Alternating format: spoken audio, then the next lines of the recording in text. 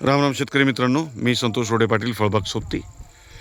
आज आपण आपल्याच बागेमध्ये आलेलो आहोत. फळबाग सोबतीच्या योगेश मस्के सर आपल्याशी चर्चा करतील की आज एप्रिलच्या पहिल्या आठवड्यामध्ये आपल्या बागाची काय स्थिती आहे, आपलं काय टार्गेट होतं आणि भविष्यामध्ये आपलं काय करायचं. राम राम सर. राम राम. सर, मागच्या वर्षी आपल्या बागेमध्ये इकडनं तिकडं दिसायचं, हो आता यावर्षी नाही दिसत. हो, सगळ्या साईडनं बघा ना, बाग पूर्ण पॅक झालेली आहे.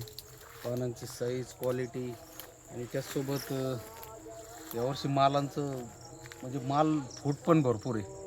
मागच्या वर्षी आपलं खालच्या साईडला माल भरपूर होता, आता यावर्षी सर्व शेंड्यापर्यंत फुल माल आहे. पानाची साईज, बागेमध्ये ग्रीनरी पण चांगली आहे आणि जशी पाहिजे तशी सक्षम गुंडी झालेली आहे. आता मागचा जो व्हिडिओ काढला होता शेतकरी मित्रांनो आपण, त्यावेळेस आपला बाग पाकळी अवस्थेत होता. त्यानंतर आपण तो गुंडी अवस्थेत आल्यानंतर त्याची सेटिंगमध्ये कसं रूपांतर होईल किंवा कसं झालं ते दाखवण्यासाठी आजचा व्हिडिओ आपण काढतोय. तर मागच्या व्हिडिओमध्ये आपण बोललो होतो की पुढे सेटिंग कशी होती, त्याचसोबत बागेमध्ये काय बदल होतात याचा व्हिडिओ आपण पुढचा काढू म्हणून मग आज आपण व्हिडिओ काढतोय. तर आता बागेमध्ये आपल्याला काय काय बदल दिसत आहेत. तर सर, आता तुम्ही पण सोबत असतात, तुमचे वडीलही आपल्याला रेग्युलर भेटतात बागेत, तर आता बागेमध्ये तुम्हाला पण काय बदल वाटतात.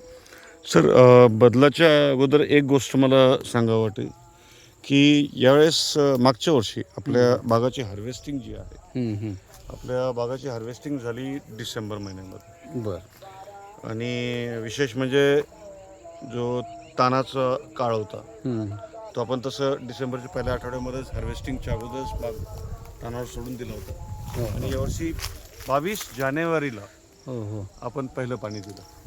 हो तर मागच्या वर्षीपेक्षा यावर्षी पाणी जे आहे जवळजवळ 1-1.25 महिना लेट आहे. तरीही फुटीमध्ये किंवा सेटिंगमध्ये आपल्याला काहीही प्रॉब्लेम जाणवला नाही. आज पान संख्या एवढी जास्त आहे की आपल्याला प्रत्येक ठिकाणी गुंडी जी आहे ती पानाच्या म्हणजे मागं दडलेली दिसते. हो हो आणि मागच्या वर्षीपेक्षा कमीत कमी 1.5 पट फूट यावर्षी बागेमध्ये जाणवते. असं तुमच्या वडिलांचं पण म्हणणं आहे का? हां, म्हणजे मागच्या वर्षी मी स्वतः म्हणायचो फूट चांगली आहे, यावर्षी वडील म्हणाले की फूट चांगली आहे. बरं म्हणजे हा फरक आहे. बरं सर, आता वर्षभरापासून आपण सोबत काम करतोय, आपण अनेक बागेत जातो, प्रत्येक बागेची परिस्थिती बघतो, जमिनीचा पोत वेगळा असतो, वातावरणातले बदल वेगवेगळे असतात, या सगळ्या गोष्टी बघत असतो. झाडांचं संगोपन काही ठिकाणी चांगलं असतं, काही ठिकाणी त्याचा प्रभाव कमी जादा असतो, काही ठिकाणी झाड सक्षम बनलेलं असतं, काही ठिकाणी कमकुवत असतं. या अनेक परिस्थितीमध्ये आपण मागच्या वर्षाच्या आता तुमच्या अभ्यासात, कारण तुम्ही कलेक्टर बनवलेले, तुम्ही अभ्यासू माणसं आहे, तुमच्या अभ्यासात आपण जी फळबाग सोबती टीम जी कार्यरत आहे 1 वर्षापासून, तर याच्यामध्ये आता आपल्या स्वतःच्या बागेमध्ये झालेले बदल मला तुमच्या तोंडून ऐकायचे यावर्षी या व्हिडिओ. सगळ्यात महत्त्वाची गोष्ट म्हणजे मी तुमच्या तोंडून जे ऐकायचो की बागेचं संगोपन, झाडांचं संगोपन आणि बहार नियोजन, ह्या 2 गोष्टी असतात, ह्या वेगवेगळ्या गोष्टी असतात. मलाही अगोदर ह्या गोष्टी लक्षात येत नव्हतं की आपण बागेचं संगोपन करताना बहार नियोजन का करत नाही. तर हा जो अंतर आहे की बाग संगोपन एक वर्षभराचं काम असतं आणि बहार नियोजन एक विशिष्ट जो टाईम पिरियड असतो. जसं मिरग्या बहाराचं आपण नियोजन करतो, तर मग विश्रांतीचा काळ असेल जो नोव्हेंबर-डिसेंबरच्या आसपास किंवा ऑक्टोबरपासूनच जर बाग हार्वेस्टिंग लवकर झाली तर, त्यानंतर तानाचा काळ आणि पाण्याचं नियोजन, या 3 गोष्टी ज्या आहे ह्या आपण झाडाच्या संगोपनासोबत बहार नियोजनमध्ये आपण त्याला वेगळं करतो आणि त्याचा परिणाम आपल्याला बागेमध्ये दिसतोय. मागच्या वर्षी सर या साईजचे झाडं मागच्या 2 गल्ल्यामध्ये होते. अच्छा, म्हणजे त्या साईडच्या 2 पलीकडच्या 2 गल्ल्या, त्या ऊसाच्या साईडचे आहे ना. आणि आता यावर्षी या साईजचे झाडं जवळजवळ 7 ते 8 गल्ल्यांपर्यंत आहेत. सेम साईजचे झाडं झालेले आहेत. त्यांचे डेरे बघा तुम्ही. मागच्या वर्षी हेच डेरे जवळजवळ, म्हणजे जेवढा आता हा नवीन डेरा बनलेला आहे, हस्तबहारची जी आघाडी असती ती आपला डेरा वाढवते. ही संकल्पना माझ्याही डोक्यामध्ये यावर्षीच आलेली आहे. अच्छा. मलाही म्हणजे जे झाडाच्या संगोपनामध्ये हस्तबहाराचं किती योगदान असतं हे मला आता क्लिअर झालं. आणि त्या हस्तबहारची जी आघाडी होती त्याच्यावर फूट एक 2.5-3 महिन्याच्या मॅच्युरिटी नंतर कशी आणता येते हे आता तुम्ही दाखवून दिलं. तर हा एक मोठा फरक मला माझ्या स्वतःच्या बागेमध्ये सुद्धा दिसतोय. शेतकरी मित्रांनो, आपण या बागेमध्ये कुठलाही असा बदल केलेला नाही की जो आपला बहार नियोजन करत असताना आपण जेव्हापासून बागेत ताण तोडला त्यानंतर आपलं पाण्याचं पण कुठलंच नियोजन चेंज झालेलं नाही. जसं सुरुवातीपासून आपलं पाणी नियोजन चालू आहे त्याच पद्धतीत पाण्याचं नियोजन चालू आहे. बरं एक सर, छोटासा एक जो बदलाव या वर्षीचा आपला आहे.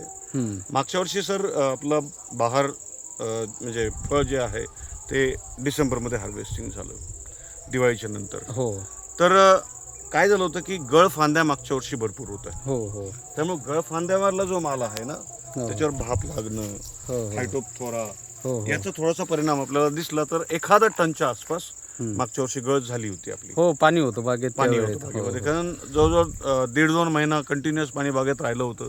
बरोबर आहे. त्यामुळं 1-1.5 टन आपला माल गळाला होता. तर यावर्षी बहार नियोजनामध्ये आपण गळफांद्या ज्या आहेत त्यांची छाटणी व्यवस्थित पद्धतीने केली. हो हो हो त्यावेळेस असं वाटत होतं की यावर्षी माल कमी लागेल, पण जेवढा माल गळफांद्यांना लागायचा तो माल यावर्षी वरती लागलेला आहे. हो, शेंड्यापर्यंत माल आहे. आता पानामध्ये तेवढं कॅमेऱ्यानं क्लिअर दिसत नाही शेतकरी मित्रांनो, तरी पण आपल्याला जे झाडांना दाखवता येईल ते झाडांना आम्ही दाखवतोय. शेंड्यापर्यंत माल आहे बागेमध्ये. आता मी नॉर्मली आता फिरताना गळफांद्याच्या आसपासचा माल मी बसल्यानंतर मोजत असतो. तर मागच्या वर्षी गळफांद्याला 100-150 फळं असायचं. यावर्षी खालच्या भागाला सुद्धा 250-300 फळं आहेत, म्हणजे गळफांद्या काढल्यानंतर सुद्धा. आणि वरचं तर विचारूच नका. हा, वरती आपली नजर तिथपर्यंत पोहोचत नाही. जिथपर्यंत दिसतं त्यावरच आपण अनुमान लावतो. जेव्हा या फळांची साईज एक चांगल्या एक मोठ्या आकारात, लिंबूच्या आकारापेक्षा मोठ्या आकारात येते, तेव्हा मग आपल्याला ते फळ जाणवतं किंवा दिसतं. अजून एक गोष्ट आपण जी शेतकऱ्यांना नॉर्मली सांगतो सर, की झाडाच्या डेऱ्याच्या आतमध्ये जो माल लागेल हो तो तुमचा मालाची क्वालिटी पण चांगली राहते. हो हो माल टिकून राहतो, रोगराईची संख्या कमी असते. आणि यावर्षी विशेष करून आपला पण भर हेच होता की डेऱ्याच्या आतमध्ये जो आहे हो तो जास्तीत जास्त माल असावा. हो हो तर आपलं ते एक टार्गेट अचीव झालंय.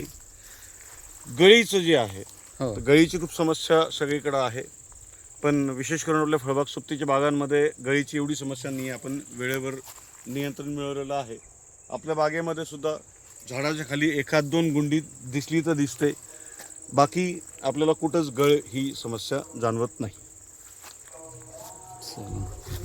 तर आता यानंतर शेतकरी मित्रांनो आपलं नियोजन राहील इथून पुढं जे टेम्परेचरमध्ये मंगोमाईटचे अटॅक वाढतात त्याचे जे फवारणी शेड्यूल राहील ते वेळेत फवारण्या घेणं. त्याचसोबत काही ठिकाणी गारपीट वगैरे झालेली आहे, अशा ठिकाणी पण ज्या ठिकाणी पाऊस उघडून गेलेला आहे तिथून आता भाप उठायला चालू होऊन जाणार आहे. त्यावेळी मग आता थोडंसं शेतकरी मित्रांनी फ्लड पाण्यावरती घ्यावं, थोडंसं आर्द्रता परत बागेमध्ये टिकून राहील याची काळजी घ्यावी. बागेतील तण कमी करावं जेणेकरून रोगराई कमी राहील बागेत.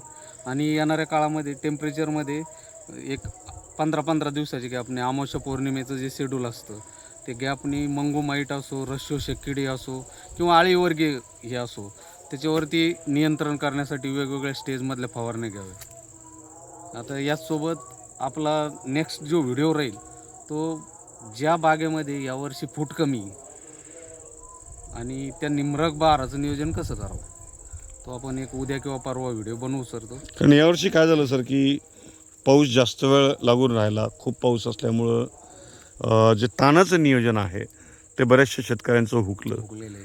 त्या कारणाने व्यवस्थित ताण बसला नाही आणि अगोदर जो ताण बसला होता तो कळाला नाही.